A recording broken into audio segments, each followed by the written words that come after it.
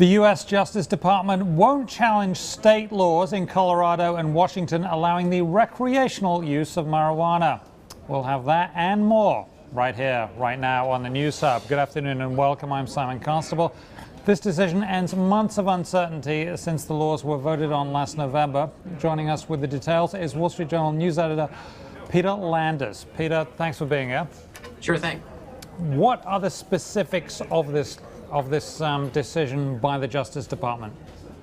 What they're saying is that they won't bring a lawsuit to challenge these state laws in Colorado and Washington. I mean, they directly contradict federal law. Federal law says you can't possess or sell marijuana, and these state laws say you can, even if it's just for recreational use. And so if it wanted to, the federal government could really probably bring those down in federal court, but it's saying it's not going to do that for now, and it's counting on the states to enact a strict regulatory scheme so that the sale of marijuana is tightly controlled in those states. Now, some of the things, though, is that doesn't mean there's a free rein for Peter Landers, for instance, to move to Colorado to start selling everyone cannabis, right? I mean, so there's some restrictions that they're expecting these states to really clamp down on, right? So minors won't be able to get it, other things too, right?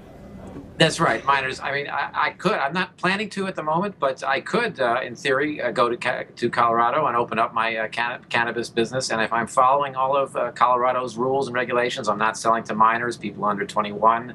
I'm not part of a large drug cartel that's dealing other drugs. I'm not involved in other criminal activity. I'm following the state laws just as I'm supposed to. Then I'm fine in Colorado. And what the Justice Department is saying is they're not going to go after me either. Now, you mentioned at the top that that's for the time being. This leaves us somewhat a gray area because nationally this is still federally prohibited. The Justice Department isn't going after you, but they could change their mind. The people in the Justice Department could change, right? Exactly. I mean, if, for example, there was a new administration, Republican administration, Democratic, whatever, that was much more hard line on marijuana, you could easily see them saying, we are going to sue the state of Washington, the state of Colorado to stop this from happening. And there are certainly people we're hearing from today who are urging the government to make that change. For the time being, the Obama administration is holding off, but a future administration could be different.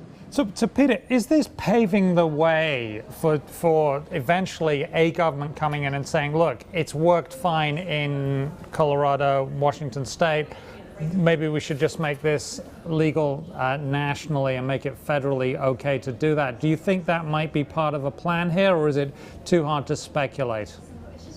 Well, that's the other direction we could go. As I said, a future administration would be more hardline.